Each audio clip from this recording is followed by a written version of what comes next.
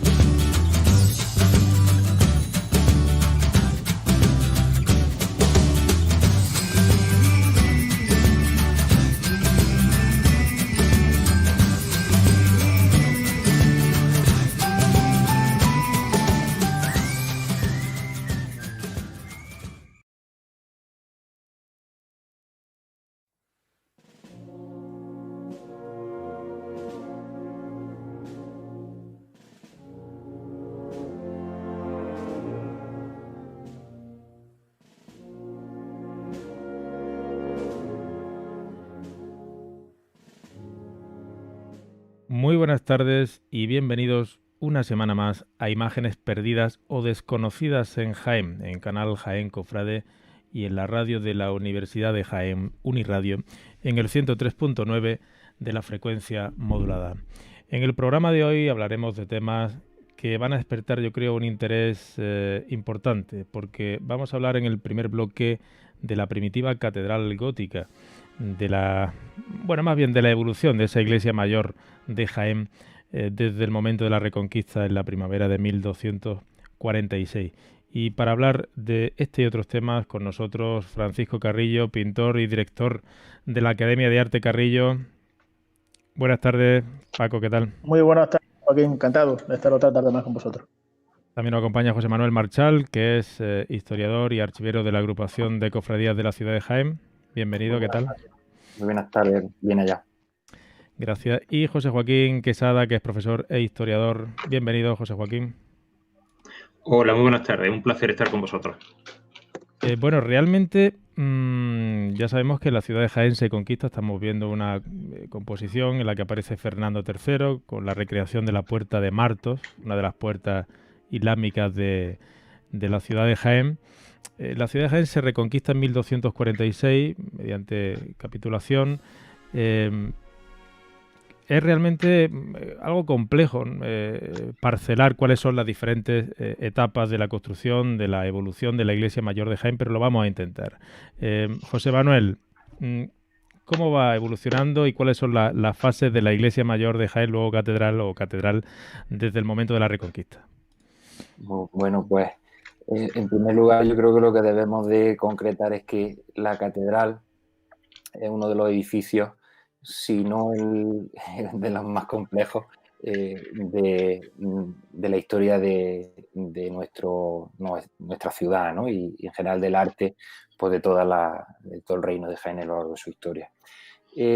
Al ser el templo mayor, en él se dan las circunstancias de que el mecenazgo de los obispos tiene una importancia crucial, y tanto es así que dividimos quizás su cronología pues según los distintos episcopados, ¿no?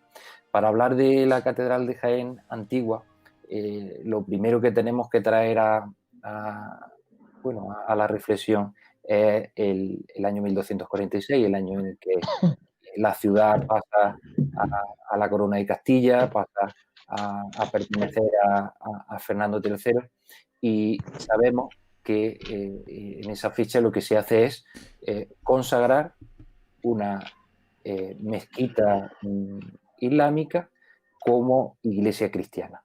Es decir, imaginamos pues una mezquita en la que pues se coloca una serie de altares o un altar principal donde las paredes pues se ocupan por imágenes, pinturas, algún tipo de escultura, donde se nos ha dicho, bueno, conocemos que pues, era de una altura baja, que estaba colocada en una zona muy peculiar de la ciudad, en una zona, digamos, un poco en el lateral de la ciudad, justo con la muralla, justo en el nudo de varias puertas, además muy, muy principales, y precisamente en el ámbito por donde está creciendo la ciudad, hacia lo que luego sería el arrabal de San Ildefonso y hacia lo que luego es el arrabal de la Alcantarilla. Por lo tanto, en el núcleo fundamental del crecimiento futuro.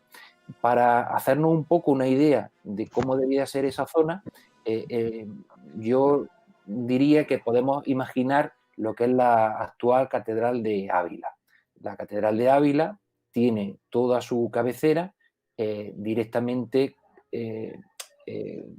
inserta dentro de la muralla, y el ábside y muchas de las dependencias de la catedral están directamente montadas sobre la muralla. Es decir, hay una doble jurisdicción en ese espacio donde interviene lo civil, en este caso, en el caso de Jaén, era la dimensión de la corona como la dueña de las fortificaciones, y el concejo, ¿no? Sabemos que el concejo medieval y en la Edad Moderna en Jaén estaba colocado en lo que es en el lado sur de la Plaza de Santa María, y ocupando parte de lo que hoy es la planta de la catedral, la lonja sur, y digamos estaba toda esa zona bastante comprimida de edificios, de murallas, de torreones, no solo uno, sino varios, y de algunas puertas o portillos, incluso hasta ventanas que daban al exterior, ¿no? Eso en 1246, hasta la siguiente, digamos, dato fundamental que tenemos, que es el año 1249, cuando digamos, la sede de los obispos es transferida desde Baeza a Jaén.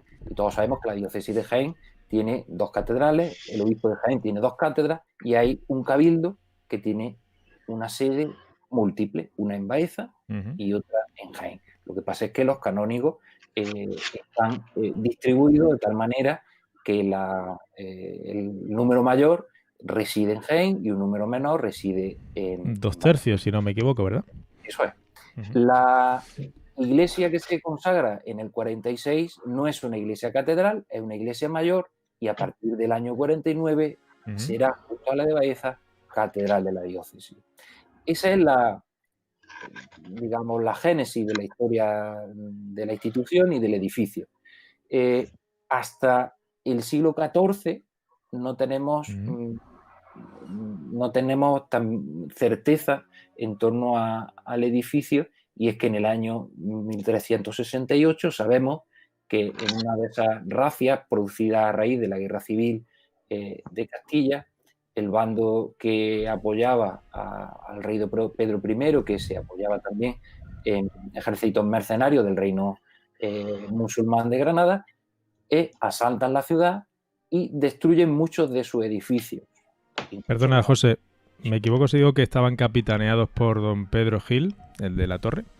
Es una de las hipótesis, sí. Es uno de los caudillos que participan en aquel conflicto. Es una guerra civil en que entendés que hay banderías, hay una serie de bandos que están muy interesados en castigar sobre todo la zona de la frontera, la vanguardia de todo el conflicto, en una guerra civil castellana, donde precisamente uno de los frentes más activos era esta zona del Valle del Guadalquivir, las estribaciones de Jaén, ¿no? El caso es que Jaén es severamente destruido, y sabemos que la catedral, esa iglesia, esa mezquita antigua convertida en iglesia, que seguramente había sufrido muchas modificaciones, que había sufrido muchas alteraciones, es destruida, ¿no? Y esa, digamos, la primera parte de nuestra historia. Por tanto, una mezquita aljama consagrada hasta 1368, año en el que una de las racias de los musulmanes de Granada arrasan por completo la ciudad. Hay que decir que Jaén fue destruida prácticamente por completo. ¿verdad? No sabemos hasta qué punto, pero al menos los edificios principales y sobre todo lo que nos interesa a los historiadores, los archivos, son destruidos porque la antigüedad de nuestros archivos viene indicada por ese suceso. Es decir, no tenemos documentación anterior a 1368. Bien, se perderían incendios, evidentemente. Bueno, a partir de 1368 en adelante se reconstruye, es decir, ha quedado destruida, parece ser, la primitiva mezquita, ahora catedral consagrada, y por tanto se inicia el proyecto de construir una catedral. Claro, eso es. Y además asociado a la figura de un obispo muy importante, que es don Nicolás de Viedma, que el que conozca nuestra catedral actual verá que en el coro, una de las lápidas que están en un lugar central, de las más antiguas, incluso que aparece con muy poquitas inscripciones de un tono así blanquecino, es la sepultura de don Nicolás de Viedma. Don Nicolás de Viedma ha pasado la historia como, digamos, el obispo iniciador de toda esta campaña constructiva de la catedral y es, digamos, podemos fijarlo como la persona que inicia, digamos, el proyecto de una construcción monumental de una catedral, ¿no? Es a quien debemos que en Jaén pues se tenga la reliquia, entre otras que hubo, pues la reliquia del Santo Rostro. Muy bien. José Joaquín, segunda etapa, por tanto, la de don Nicolás de Viedma en adelante. ¿Cómo es ese nuevo templo mayor de Jaén? Yo siempre he pensado que para hacernos una idea de cómo debió ser esa catedral mudéjar, tenemos dentro de la provincia una iglesia muy similar en cuanto a estas circunstancias históricas y que yo creo que formalmente pues, debía parecerse también bastante a lo que es a lo que era esa catedral mudéjar de Jaén, y es la colegiata de Santa María de los Reales Alcázares de Úbeda. Hay una historia muy parecida. Efectivamente, es una mezquita que se cristianiza justo después de la conquista de la ciudad, que se convierte en la iglesia mayor de la ciudad también, en el caso de Úbeda. No llega a ser catedral porque ya había una sede catedralicia en Baeza, que luego después, como bien ha comentado José Manuel, esa sede se traslada a Jaén manteniéndose la sede baezana y eran muchas catedrales dentro de la diócesis. Y también la ciudad de Úbeda en el siglo XIV, también en 1368, experimenta también en este contexto de estas guerras civiles otra racia que también destruye casi toda la ciudad. Después de Jaén, ¿verdad? Si no me equivoco. Sí, sí. Creo que fue justo después de Jaén, si no recuerdo yo mal tampoco. Hay que reconstruir los edificios, hay que reconstruir la iglesia, y lo que se hace en Úbeda es una iglesia mudéjar de 5 naves, con cubiertas de madera y separada por arcos apuntados, arcos de acuerdo con lo que es la estética ojival. ¿Por qué el estilo mudéjar? Pues hay que tener en cuenta que era una técnica constructiva rápida y bien conocida por los alarices de la zona. Era el modo de construcción que desde épocas musulmanas se había desarrollado en gran parte de España, y luego aparte relativamente barato en el sentido de que el abovedamiento, al no existir abovedamiento, al ser cubiertas de madera, hay que tener en cuenta que el acceso a la madera en aquella época en la cual los bosques estaban mucho más extendidos que actualmente, pues era bastante fácil. Era bastante fácil y bastante barato. Pues eso es lo que debió construirse en Jaén. Una iglesia de 5 naves también, con cubiertas de madera, que es lo que se empieza a sustituir, aunque ahí no está claro, como he comentado antes, es lo que se empieza a sustituir a partir de la fecha simbólica de 1492 por parte del obispo Osorio y de su sucesor, el obispo Alonso Suárez de la Fuente del Sauce, que es la tercera catedral, el tercer templo catedralicio jienense, que sería el edificio gótico, que ahí tenemos el debate, no está claro, no sabemos si llegó a terminarse o si solamente se hizo la cabecera. Volviendo a lo que comentaba antes, lo que has preguntado antes, una iglesia de 5 naves, bastante oscura, bastante oscura, porque aparte de que la muralla la cerraba por el lado sur, y también lo recordás por la parte, por el testero este. Exactamente, recuerdo, perdona, la expresión de Chueca Goitia, me parece que fue, que decía que, o de Pedro Galera, ya no lo recuerdo, de que la catedral actual de Jaén fue creciendo a codazos contra la muralla, ¿no? Es decir, la muralla atravesaba pues parte de la zona del mediodía, del sur de la catedral, ¿verdad? Sí, lo ha comentado bien José Manuel, efectivamente la abrazaba, la invadía prácticamente, y era imposible abrir ventanas en esos testeros. Y fijaos que donde sí existía la libertad para abrirla era el testero norte, era el lateral norte, que es precisamente el que tiene menos iluminación. Claro. Algo parecido es lo que pasa cuando visitamos la Colegiata de Úbeda. Es una iglesia relativamente grande, pero también con poca iluminación, aunque allí sí tiene ventanas en todos los laterales. Entonces, ese es el tipo de iglesia, pues seguramente que fue catedral de Jaén desde 1368 hasta 1492. Decía lo de la fecha simbólica porque ya sabemos que 1492 es el momento en el cual se conquista Granada, y precisamente el momento en el cual Jaén va a dejar de estar en esa vanguardia fronteriza tan peligrosa y tan problemática para su desarrollo como ciudad en muchos aspectos. No deja de ser casual que cuando se acaba el problema es cuando se plantean derribar esa antigua iglesia y construir una nueva catedral ya al estilo moderno. Digo moderno porque, aunque y europeo. 1492, sí, no se puede decir que ha llegado el Renacimiento todavía a España, el Renacimiento arquitectónico estamos hablando, pero en el 16, cuando los arquitectos y los artistas hablaban del estilo moderno, no hablaban del Renacimiento, hablaban del gótico. Para ellos el gótico era el estilo moderno, el Renacimiento era el antiguo. El antiguo porque se basaba en la antigüedad clásica. En la romanidad. Efectivamente, lo que se pretende ahí es la romanidad, efectivamente. Una nueva iglesia gótica. Es un caso muy similar a lo que pasa es decir, me acaba de llegar a la cabeza, pero me recuerda un poquito a lo que sucede en Sevilla. La catedral de Sevilla, que se construye en el siglo XV, es un edificio, como tú bien has dicho, europeo, moderno y hasta exótico. Y ahora voy a explicar lo de exótico, en el contexto de una ciudad tan islamizada, tan mudéjar, en el cual todas sus parroquias son mudéjares. Pues algo parecido va a pasar en Jaén con esa catedral gótica nueva. Es un producto de la globalización, vamos a decirlo así, ¿verdad? Del momento, ¿no? Algo, sí. ¿Verdad? A nivel la globalización, también del entusiasmo por la victoria sobre la victoria definitiva sobre el Islam. Fijaos, por ejemplo, cómo en la Capilla Real de Granada también es gótica.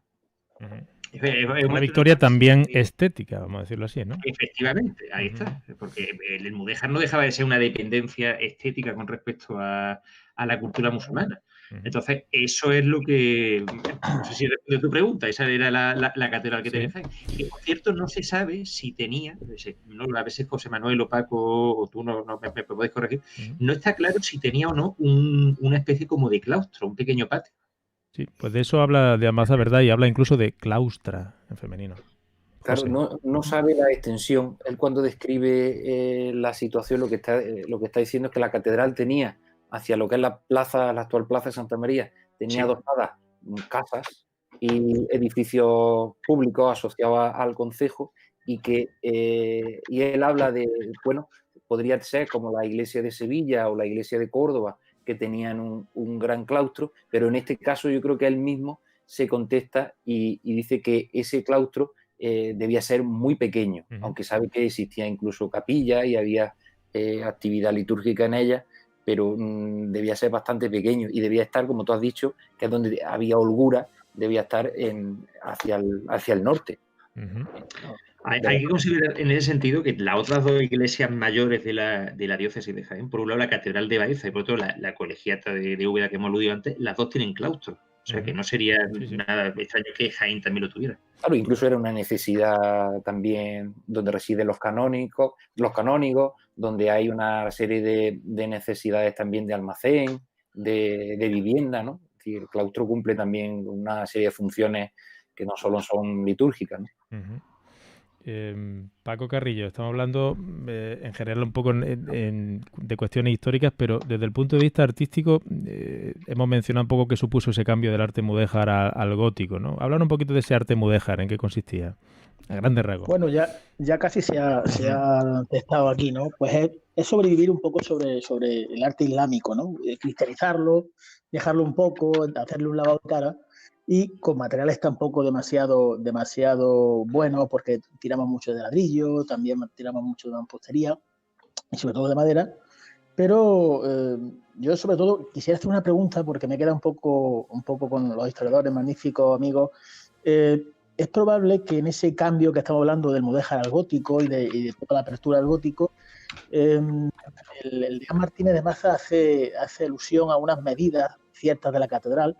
Es probable que todo este deambular que nos llevó a la consecución de la catedral que tenemos ahora pudiese ser por el tamaño, porque habla de un tamaño reducido, porque las dimensiones del arte mudéjar no son enormes.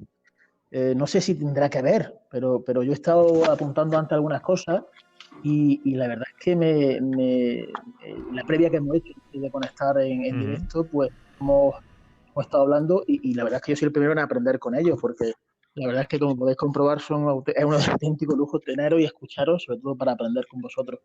Pero bueno, repasando algunas cosas, pues sí es verdad que he caído un poco en la cuenta de todas esas alteraciones que ha ido comentando, que ha habido comentando a lo largo de los siglos, desde que Jaén, pues, digamos, ya se cristianiza, y he caído en eso, que era una catedral muy pequeña, quizás porque sobrevivía a ese arte mudéjar que hemos hecho un poco alusión, y quizás no estaba del todo definido esa función, ¿no? De decir, bueno, ¿dónde vamos? ¿No? Porque, como ha dicho José Joaquín, el arte moderno era el arte gótico, y es real, porque el Renacimiento, digamos, que tarda en llegar, ¿no? No nos llega de un día para otro. Nos hubiera gustado que quizá hubiesen quedado más restos de los que han quedado en nuestra catedral. Todos conocemos la calle Valparaíso, ¿no? El Callejón de la Mona, que es, digamos, ese píldora del destino que no ha dejado nuestra catedral, que ha sabido conservarse.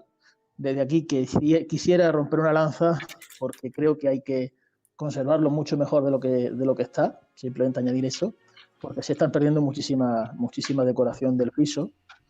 Pero bueno, artísticamente yo creo que la catedral pues ha sobrevivido en el tiempo, en todos estos trances que tenemos y todo esto que estoy hablando y que vamos a seguir hablando de ella, porque, bueno, nadie concibe ahora mismo una catedral gótica en Jaén, ¿no? Y sobre todo hablar de la diócesis de Jaén, hablar del Renacimiento, Úbeda, Baeza y sobre todo la catedral de Jaén. Pero me gustaría dar esa opinión, ¿no? Pues yo creo que la catedral era pequeña para la diócesis, no sé qué opináis. Pues quizás José Joaquín, si quieres.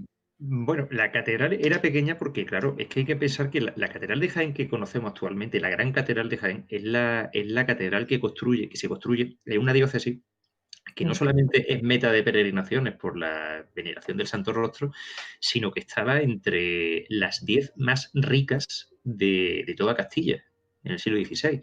Es también una diócesis que en ese momento está en plena expansión demográfica y económica. Entonces, una diócesis y una ciudad que están creciendo y que son pujantes, hacen una catedral grande. Por eso la catedral nos sorprende en ese sentido el reducido tamaño que tiene la catedral la primitiva catedral mudéjar. Era mucho más pequeña. Era una ciudad mucho más pobre, una ciudad que estaba en una situación más precaria, porque sí, efectivamente era necesario mantener población en la ciudad de Jaén, que es uno de los motivos por los cuales se traslada la diócesis, se traslada la sede de la diócesis de Baeza a Jaén, es por motivos estratégicos. Jaén es una ciudad que hay que contribuir a que se pueble, a que se mantenga estable, y con esa sede catedralicia se contribuye a eso, pero una ciudad peligrosa, y una ciudad que vive asustada detrás de las murallas. Entonces, eso explica esa pequeña catedral, que efectivamente no tiene nada que ver con es la catedral de una ciudad asustada. Exacto. Encerrada tras las murallas, como la propia catedral lo estaba. No tiene nada que ver con la catedral del 16. Volviendo de nuevo al tema con el que empezó, la colegiata de Úbeda. Fijaos una cosa, tú hablas antes de Úbeda, Baeza, de la iglesia mayor de Úbeda, como nunca llegó a sustituirse por una iglesia renacentista, como sucede, por ejemplo, en Jaén o como sucede en Baeza, pues si nos damos cuenta, es una iglesia extraña en ese sentido para lo que es la ciudad. No es que Úbeda sea homogénea desde el punto de vista renacentista, pero sí es llamativo que su iglesia más importante no lo sea. O sea, claro. No lo es. Es una iglesia mucho más medieval. Y de hecho, como no se pudo sustituir, lo que se hizo fue actualizarla con la fachada que actualmente tiene, que es un diseño ya manierista, pero bueno, es de estilo clasicista. Por eso lo que comentabas tú antes del tamaño de la catedral, que sí, efectivamente, pues que era mucho más pequeña. En cuanto a restos, lo digo porque antes han salido, se nos ha pasado a comentarlo. De lo poco que se ha conservado, y desgraciadamente no está aquí en Jaén, de esa catedral mudéjar, son esas puertas de sagrario que actualmente están en el Museo Arqueológico Nacional. Que las tenemos ya en imagen. Las que tenemos en imagen, efectivamente, son las dos de la izquierda, porque la de la derecha sí la tenemos aquí en Jaén. Exactamente, en San Andrés. Por cierto, que fueron vendidas por el obispo Manuel Basulto en el año 1925, creo recordar, en un momento un poco apretado para la diócesis. Autorizó su venta a unos anticuarios y finalmente lo rescató el Estado.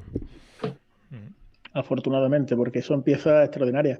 Mucha gente cree que el arte mudéjar es un arte, digamos, pobre, ¿no? O que con menos valía. Para nada. Seguramente sean puertas de nogal. No lo puedo asegurar, pero prácticamente seguramente sea de uno de los materiales más nobles. Y si el nogal es de Valdepeña, José Manuel ya es el mejor nogal del mundo entero. Pero que, como vemos, tiene una geometría, digamos, heredada del arte musulmán, ¿no? Del arte islámico, que es extraordinario, con cuyas matemáticas a la hora de ejemplizar y direccionar todo este tipo de tesoros es maravilloso, ¿no? ¿Qué tesoros, no? Y que, bueno, que afortunadamente siguen estando. Sabíamos que eran nuestros, pero bueno, eran el Tesoro Nacional y es importante siempre verlo. Para aquellos que puedan por lo menos hacerse una idea, pues creo que la otra está en San Andrés, ¿verdad? Está en la capilla de San Andrés. Sí, está como exactamente en el púlpito, eso sí la colocaron, pero su origen, creo recordar que también era de la catedral, ¿no?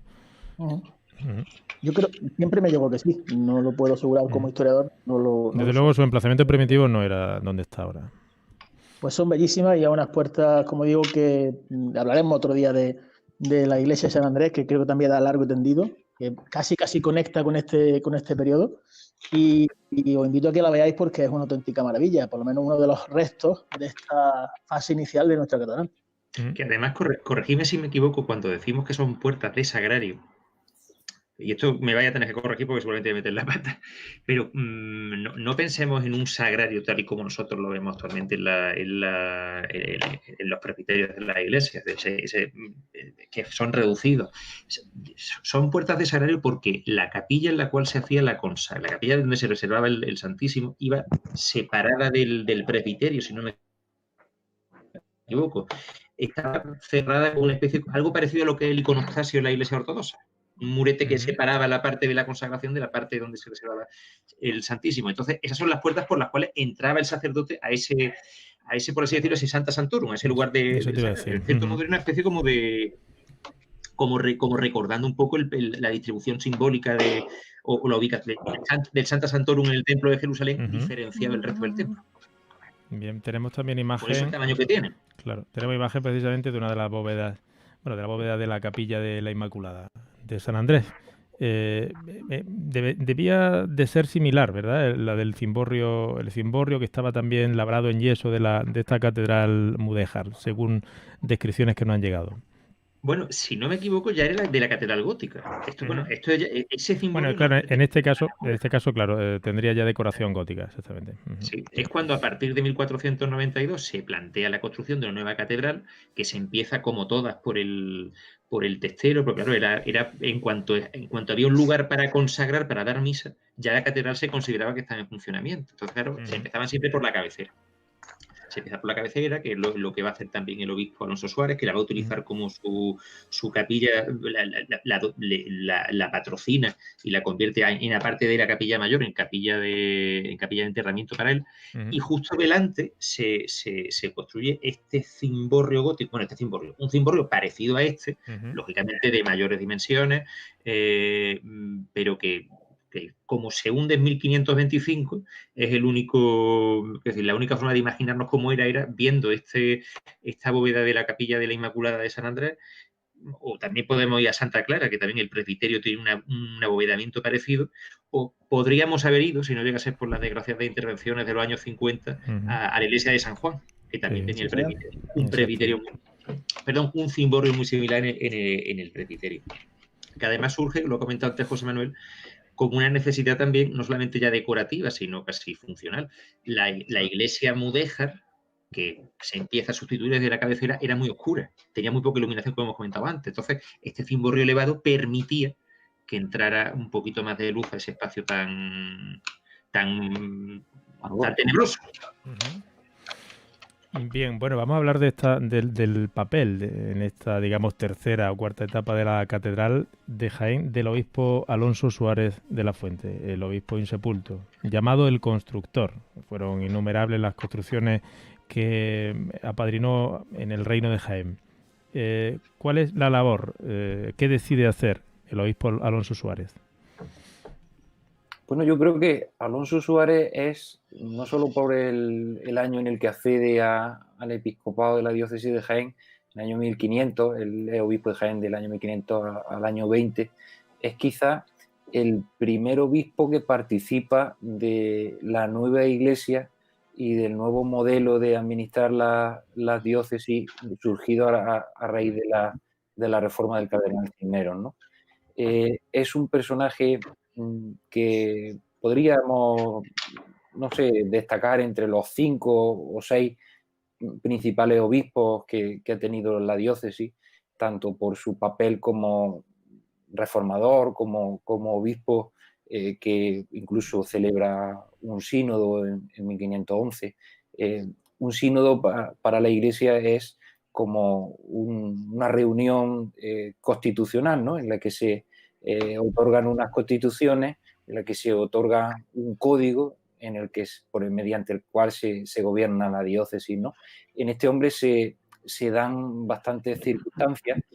Ocupa también un poder político, en cuanto a que es presidente del Consejo de Castilla durante los años en los que el rey Felipe el Hermoso, el marido de la reina Juana, ocupa ese papel de rey, pues, propietario, ¿no?, a la muerte de Isabel la Católica en el año 4, ¿no? Digamos que se unen en él, pues, influencia política y digamos, nueva cara en lo eclesiástico, ¿no? Y si se distingue por algo en lo artístico y en lo que ha trascendido en nuestra historia, es por lo constructivo, ¿no? Es muy raro que en los pueblos de la diócesis o en las ciudades principales no exista una obra de él o durante su episcopado, ¿no? Es muy habitual encontrar su escudo en esas obras góticas, ¿no? Ese sauce llorón característico con las borlas de obispo que vemos, pues, en portadas de Úbeda, de tantos sitios, ¿no? ¿Cuál es su intervención? Yo aquí tengo una hipótesis que es personal, que es la de dotar a la catedral de un aparato pontifical. Es decir, el pontifical es la forma que se tiene de celebrar la liturgia por un obispo, ¿no? De un pontifical muy solemne, del que quizá carecía la catedral precisamente por lo que hemos hablado, por lo angosto, por lo difícil, y además por una cuestión de promoción del legado personal. Es decir, construir una capilla en la cabecera que acogiera las principales reliquias, que acogiera las principales celebraciones, es algo también muy propio de estos personajes y de este momento histórico. Don Alonso, que participa completamente de toda esa realidad política, lo que viene aquí a hacer es, pues, lo que se está haciendo en muchos otros sitios. Lo que había hecho Cisneros en Alcalá de Henares con la iglesia magistral, lo que había hecho Cisneros en el colegio de San Ildefonso, es decir, erigir una capilla que acogiera la liturgia de una manera solemne al nuevo estilo, pues, que se estaba imperando. Como hemos dicho, artísticamente era el gótico, pero que eclesiásticamente y políticamente implicaba nuevas formas y nuevas devociones y nuevas imágenes. ¿Qué es lo que ocurre? Aunque él tiene un episcopado de 20 años, esa obra pues por la propia razón, digamos, prepolítica de todo eso, pues no se termina de alcanzar. Y mi hipótesis es que él termina esa capilla pensando en su sepultura y que no admite ese proyecto mucho más allá de levantar el cimborrio por una cuestión del acceso a la luz y del acceso a la claridad y poco más, ¿no? Y la sepultura. Bueno, por situar a nuestro oyente, estamos viendo un grabado formidable que es la única representación de la ciudad de Jaén en 1500, en el siglo XVI y en 1567, la época de mayor esplendor de nuestra ciudad, bueno, pues hasta el siglo XX en cuanto a población, sin duda, ¿verdad? Y en cuanto a riqueza, pues digamos, de la historia, ¿verdad? Hablar un poquito de este grabado, José Joaquín o José, para situar un poco, ya digo, a la audiencia, antes de continuar. Pues creo que José Manuel lo conoce mejor que yo, me parece. Si no, me pongo yo con... Bueno, en realidad yo lo que diría es que es un dibujo único de toda una serie que un pintor pues austríaco, Bingaerde, pues dedicó a las principales ciudades de Europa Occidental, ¿no? Y en concreto... Eso es importante, a las principales ciudades, lo que da idea de que Jaén era una ciudad con peso en Castilla. Eso es, ¿no? Hizo todo un itinerario por las principales ciudades, cogiendo vistas a lo panorámico, ¿no? Que era algo pues muy al uso desde la época gótica, en el que se empiezan a hacer los primeros libros de viajes, ¿no? Algo que para los viajeros, incluso para los políticos, era muy necesario, pues digamos, imaginarse las ciudades. Se han hecho varios estudios sobre esta vista.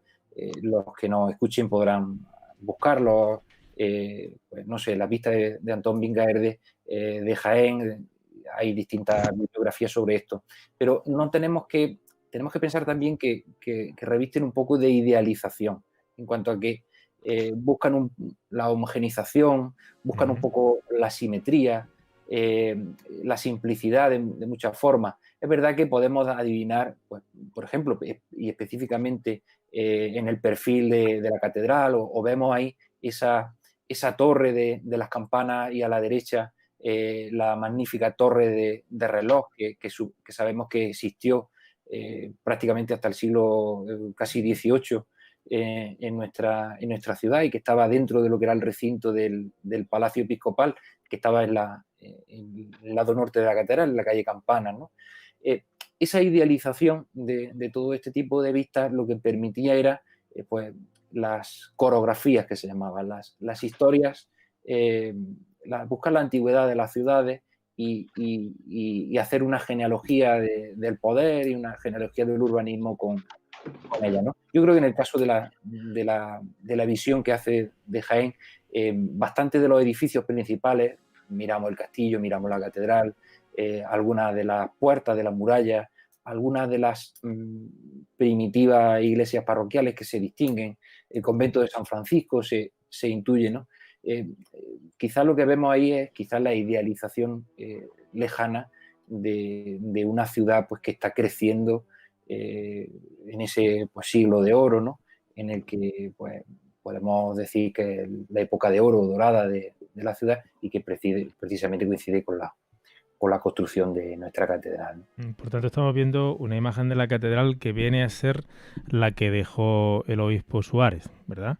Aunque ya se observan las obras de la nueva catedral renacentista. Vamos a intentar enmarcarla. Es la exacta transición entre ese proyecto mudéjar gótico al proyecto renacentista que tarda tanto tiempo en emprenderse. Además, es interesante en ese sentido, ahora que has comentado, José Manuel, lo de la transición. Estamos hablando de un dibujo, de 1567. En esa época, Andrés de Vandervira lleva al frente de la obra, pues creo que unos 15 años aproximadamente, por dar una cifra más o menos redonda. Y la intervención de Vandervira no empieza sustituyendo lo que es lo que sería la parte eclesiástica de la catedral, me refiero al espacio de culto. Vandervira empieza sustituyendo lo que son las dependencias auxiliares, Empieza por la sacristía, empieza por la sala capitular y por el panteón de canónigos. Lo que es la iglesia como tal, la iglesia que no nos queda muy claro si es todavía la mudéjar, si ya es la gótica empezada en época de Osorio, esa iglesia no se toca. Está todavía en activo. Se va a sustituir, se va a tocar, se va a sustituir, se va a reemplazar por la iglesia a la antigua que hemos dicho antes, al estilo de la antigua Roma, al estilo renacentista, pero aún no se ha tocado. O sea que realmente en ese dibujo lo que estamos viendo ahí es, como bien has dicho tú, esa iglesia todavía, es todavía la catedral medieval o tardomedieval, por así decirlo. La renacentista, las grúas que se están viendo están trabajando, pero están trabajando en la parte que no es iglesia, sino en las dependencias auxiliares de la iglesia. Y además muy interesante, todo ese testero, como había dicho al principio, estaba adosado a varias torres y a varias partes de la muralla, que su derribo supuso también un problema político, en el que se tuvo que pedir permiso al emperador para poder desmontar esa célebre torre del Alcotón y también desmontar parte del muro y derribar algunas casas para generar el espacio para levantar la antesacristía, la sacristía, la sala capitular, pero también lo que es parte de la actual lonja sur, porque lo que acuerdan es darle a la catedral también amplitud por ese lado, tal como tenía por el lado norte, que tenía cierta, cierta amplitud. La Torre del Alcotón, que para que se sitúe nuestra audiencia, estaba pues en la calle Almena, ¿verdad? Era una torre octogonal en la zona justo de la sacristía, aproximadamente. Exacto, justo lo que es la actual antesacristía y parte de la lonja sur y parte de la calle Almena era lo que ocupaba la... Una torre seguramente de tapial.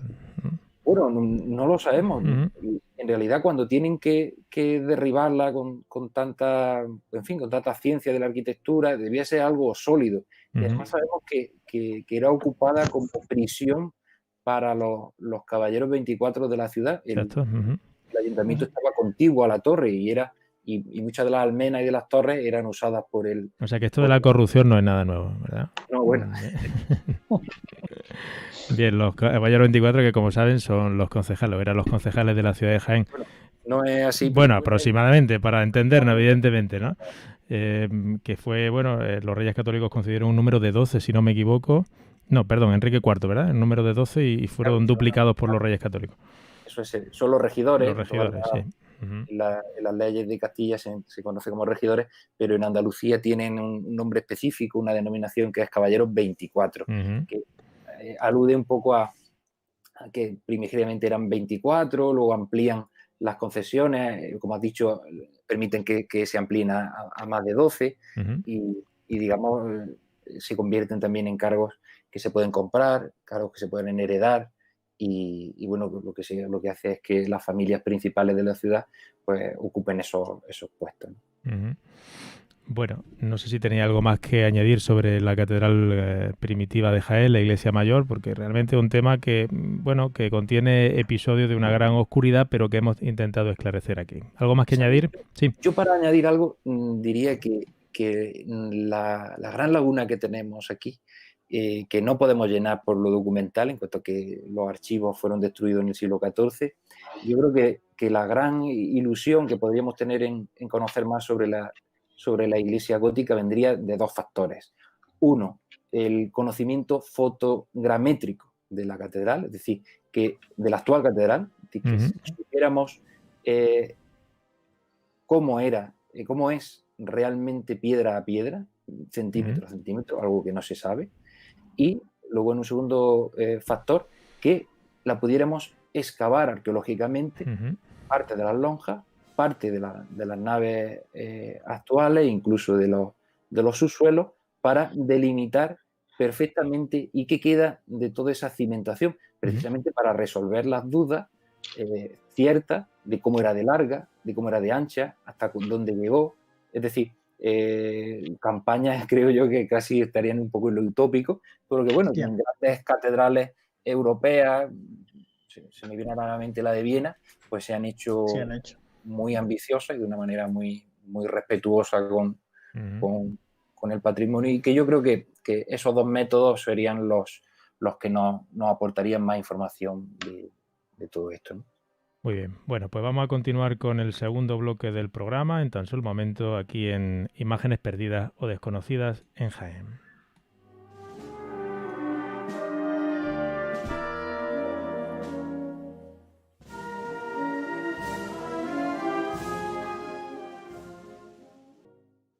Y en el segundo bloque del programa vamos a hablar de un templo con una gran antigüedad en el centro de Jaén, como es la antigua ermita de San Clemente, que alberga un retablo interesante del siglo XVIII y una imagen que pasa muchas veces desapercibida, como es la de Nuestra Señora de los Remedios, y de la cual pues nuestros colaboradores van a hablar a continuación. ¿Qué sabemos de la primitiva ermita de San Clemente, José o José Joaquín? Bueno, los datos primeros nos los aporta, yo creo que la primera referencia a la ermita aparece en el sínodo del obispo Alonso Suárez de la Fuente del Sauce de 1511, en el que se cita que es una de las ermitas de la ciudad de Jaén, que digamos están inventariadas dentro de esa ciudad. Sabemos que estaba fuera de la muralla, ¿no? Que en ese caso pues iban muy poquitos metros por encima, ¿no? Que estaba muy contigua a lo que era pues, la Plaza del Mercado, la actual Plaza de la Constitución, fusionada con la actual también Plaza del Deán Maza, y que bueno, que estaba exenta y no como la vemos ahora, que está pues digamos rodeada de edificios, incluso pues formando parte del actual convento de la Inmaculada y del Santísimo, ¿no? Que es como la vemos hoy, ¿no? Sino que pues, sería un edificio exento al que durante el tiempo se le irían, pues con el crecimiento de la ciudad, pues asociando construcciones, ¿no? Era el corazón de la ciudad industriosa, comercial, bueno, como lo sigue siendo ahora, es una calle pues comercial y muy, muy populosa, ¿no? Y bueno, ha estado presente en la historia de la ciudad como hasta hoy, porque sigue abierta, sigue viva, es un convento de religiosas, es una iglesia en la que se sigue celebrando misa y bueno, sabemos que en torno a ella pues ha habido incluso varias cofradías que en ese edificio pues ha acogido pues devociones muy importantes de la ciudad. Sabemos que hasta 1956 en ella estuvo el que hoy es el Cristo de la Humildad de la Hermandad del Silencio, ¿no? Y bueno, quizá pues lo destacable de ella pues sea pues eso, la centralidad, la antigüedad, pues, prácticamente hasta época medieval, ¿no?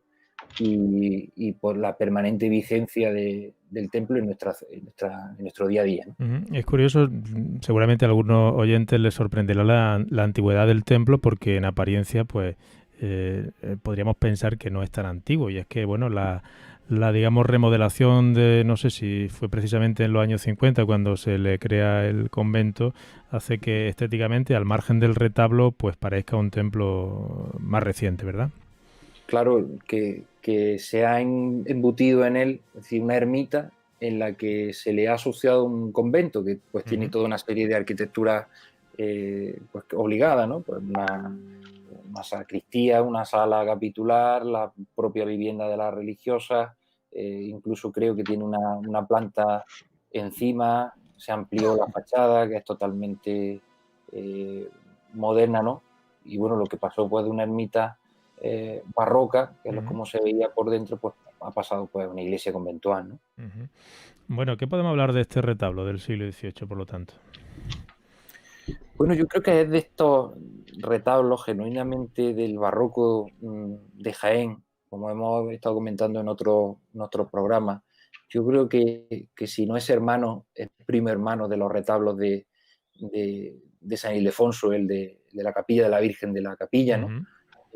Y si no hermano, muy cercano al de la Capilla de la Inmaculada de San Andrés, ¿no? El único que tenemos certeza de su autoría es el de San Andrés, que corresponde a Andrés Bautista Carrillo, que es de finales del siglo XVII y principios del siglo XVIII. Yo creo que este retablo, no sé vosotros cómo lo veis, pero yo creo que... Sí, en arquitectura se parece bastante lo que has dicho, ¿no? Si no es digamos, del taller, pues claro, no está documentado quién lo hizo, pero la arquitectura es muy parecida, es una arquitectura ya muy dieciochesca, como podemos ver, y bueno, pues un retablo de un solo cuerpo, donde pues a mí me recuerda muchísimo al que ha hablado de la capilla, donde pues, con unas paradas, esas columnas salomónicas que hay arriba, pues lo dotan de un significado y además de un tesoro importante en nuestra ciudad, porque poca gente conoce o ha entrado en la dehesa simplemente en este convento actual, y pocos conocen el retablo. Sí es verdad que cuando entramos y alguien lo desconoce, lo que le llama la atención es el retablo.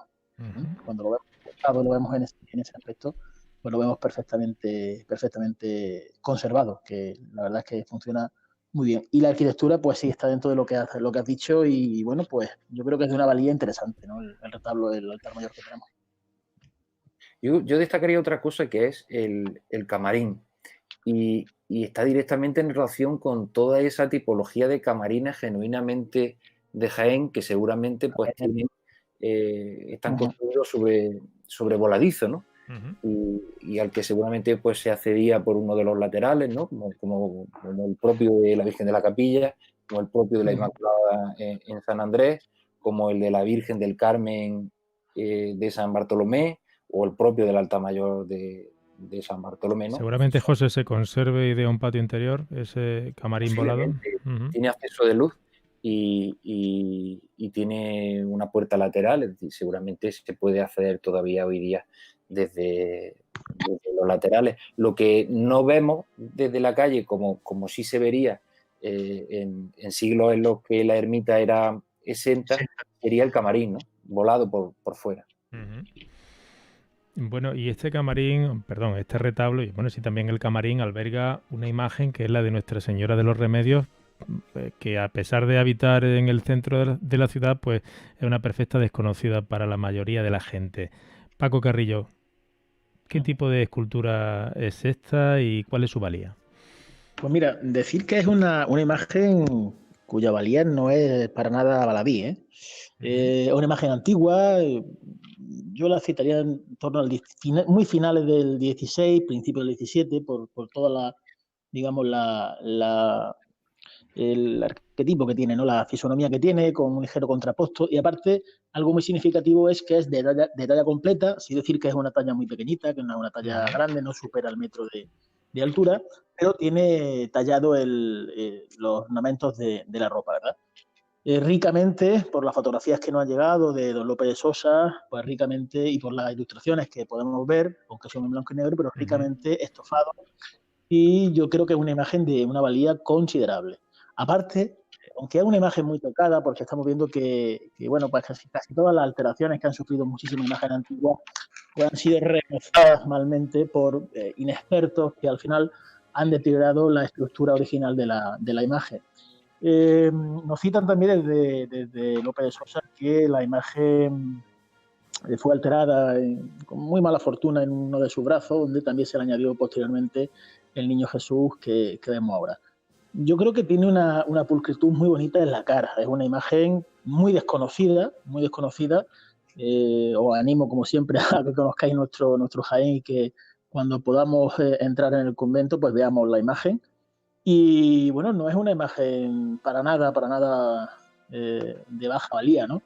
Quizás muy retocada, porque es una imagen que ha sufrido bastantes, como he dicho, bastantes retoques, pero la finura de su imagen y de la cara es muy bonita, ¿no? Yo creo que tiene datos significativos como para tratarla de una de las grandes imágenes desconocidas de muy buena valía, no es mala. Yo añadiría una cosita, ya de carácter devocional. Esta imagen tuvo su cofradía, que le rendía culto, que al parecer existió hasta principios del 19, y era una de las que en el siglo XVIII tenía la costumbre de hacer rosarios públicos, de salir a la calle rezando el rosario, como tantas otras cofradías del rosario que había en otras iglesias de la ciudad. Es decir, digo cofradías del rosario no porque la vocación fuera la del rosario, en este caso la Virgen de los Remedios, pero sí porque su principal acto de culto era ese, el rezo público y colectivo del Santo Rosario. Interesante dato e interesantísimas las aportaciones sobre la ermita de San Clemente, sobre este retablo y también sobre la imagen de la Virgen de los Remedios. Comenzamos en un momento el tercer bloque del programa y les vamos a mostrar una imagen que seguro estoy convencido de que no conocen.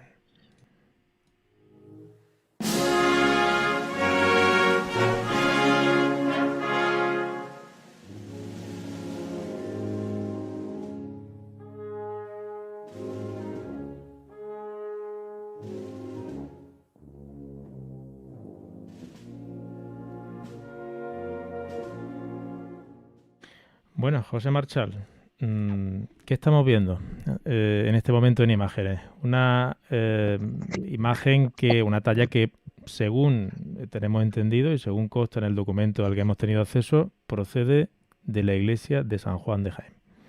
Efectivamente, es una fotografía, pues a mí no me sonaba haberla visto en ninguno de los repertorios o en ninguna de las publicaciones periódicas que habitualmente abordan pues la historia y la historia del arte en Jaén. Es una fotografía que pertenece a una fototeca del estado de Múnich, en Alemania. La propia fotografía aparece pues, descrita como de una campaña fotográfica de 1925-1932 y aparece entre interrogación si pudiera ser de San Juan de Jaén, ¿no? Si fuera o no de San Juan, creo que es, bueno, quizá un dato pues un poco más anecdótico, ¿no? Pero lo importante es que parece ser que efectivamente pertenece a la ciudad de Jaén. No sería raro que perteneciera a San Juan. En San Juan, hasta la Guerra Civil, hay una grandiosa colección de esculturas.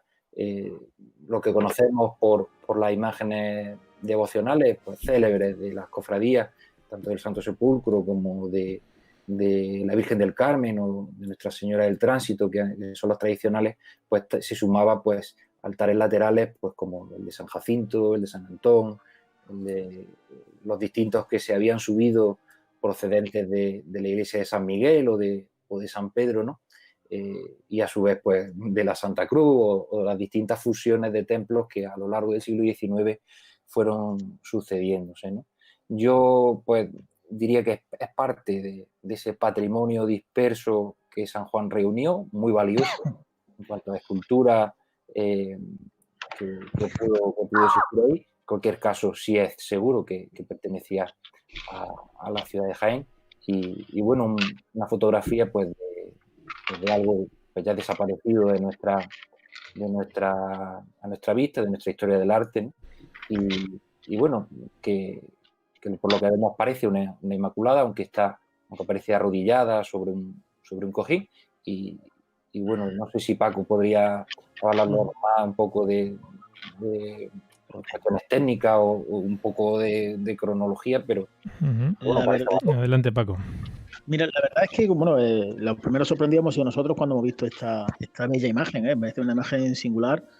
Como ha dicho en parte José, un poco anecdótico, si es de San Juan, estuvo allí, ¿es una Magdalena o es una Inmaculada, ¿no? O es un San Juan. Hasta en el propio documento aparece ese interrogante de qué pudiera ser. Yo la veo demasiado afeminada para ser un San Juan y tener la hechura que tiene, porque para la época que estamos hablando, el afeminamiento de la imaginería es una cosa actual, ¿no? Es una cosa de ahora, que es digamos, una degradación de los imaginarios que solo empiezan a trabajar imágenes marianas y luego van viendo encargos de otro tipo que afeminan muchísimo las facciones. Entonces no me cuadra que fuese un San Juan o que estuviese a pie. Una Inmaculada tampoco cuadra un poco con la percepción que tenemos iconográfica de la imagen de Inmaculada, aunque pudiese ser, ¿no? Si así fuese, sería algo pues bueno, interesante de constatar. Yo me decanto más, no lo sé, ¿no? Estoy hablando un poco de ciego por una imagen de una oración a María que estoy orando o incluso una Magdalena, ¿no? Por el aspecto. Artísticamente me pareció una imagen bastante acertada. Yo la categoría un poquito en el 17 largo, ¿no? Pero el documento gráfico es interesantísimo, ¿no? Antes ha apuntado José un dato interesante que es otro de esos tesoros, otro dato importante que estamos perdiendo, no sabemos ni de qué forma ni cómo, pero que aparezca un documento en una biblioteca en Múnich me hace pensar que ha habido muchísimo expolio, no solamente en la guerra civil o en los prolegómenos de esta antes o después, sino también muchísimo, digamos, bandeo, ¿no? Con lo que son los anticuarios, que sabemos que antiguamente hacían auténticas barbaridades e intercambios, algunas veces deshonrosos, por el hecho de, bueno, sacar unos cuantos duros en aquella época, ¿no? Me parece una imagen muy significativa y de bella factura, ¿eh? Y bueno, una desconocida imagen, pero bueno, me parece una imagen muy bonita y bueno, pues otra más de las que hemos perdido. Si es verdad que estuvo en la iglesia de San Juan o estuvo cerca nuestra, y a tener en cuenta, fijaros que la imagen ya parece deteriorada, ¿no? Entonces, supuestamente, no lo sé, ¿no? Seguramente se pudo cambiar o se pudo hacer un intercambio por 4 perras que le supusieron le supuso un poco más al vendedor, por así decirlo, ¿no? Me estoy un poco imaginando más ganancia a él que a la persona o al espacio que se pudiese suprimir, ¿no? Pero una imagen interesante, sobre todo para mí, que no la desconocía totalmente. José Joaquín, esta tú no la conocías. ¿Dónde andará esta imagen? Por ahí, por Europa perdida, seguramente. Yo creo que no salió de Jaén. Que es la guerra civil, sinceramente. Me parece a mí. No, vamos, no tengo ni idea, porque la verdad es que es un tema que tiene muchísimos interrogantes. El de si realmente todo el patrimonio, porque especialmente hablamos del patrimonio eclesiástico que en la guerra civil se pierde, no sabemos hasta qué punto todo se destruyó o una parte que se comerció con él y se sacó bajo cuerdas fuera de España. Es un tema que genera muchos interrogantes, pero se sabe que se destruyó mucho. Durante los 3 años de guerra hubo San Juan, se levantaron hogueras en la puerta, y seguramente esta imagen, esta inmaculada, acabaría allí. Prácticamente seguro. Vamos, creo. Pero vamos, no, a mí me ha pasado igual que a vosotros. Me ha resultado un descubrimiento, además muy interesante, porque incluso muy agradable, ¿verdad? No sé qué opináis, pero a mí no me recuerda a nada de lo que se estaba haciendo en Jaén en la época. Nada. Por eso es difícil, ¿no? Yo era un poquito 18esca, más que del 17, sinceramente. Un poquito más avanzada. Pero es que quizá un poquito más, pero poco más, ¿eh? Pero yo me pongo a pensar en los escultores que en ese momento trabajaban en Jaén y no se parece a nada de lo que ellos hacen. Bueno, súper curioso. Es cierto. Sí. Bueno, pues con esta imagen interesantísima de esta Inmaculada o Magdalena, seguramente procedente, seguro de Jaén y seguramente quizá de la iglesia de San Juan, vamos a finalizar el programa de hoy agradeciendo como siempre a nuestros colaboradores su presencia y su compañía. Muchísimas gracias, Paco, José Manuel, José Joaquín, por acompañarnos una tarde más. Muchas gracias a ti, ha sido un honor. A ti, Joaquín. Lo mismo digo. Y a vosotros, a ustedes os emplazo para dentro de una semana en Canal Jaén Cofrade, el domingo a las 6:30, y en Uniradio Jaén los lunes en la redifusión a partir de las 12 del mediodía. Muchísimas gracias por vuestra atención y nos escuchamos dentro de 7 días. Hasta luego.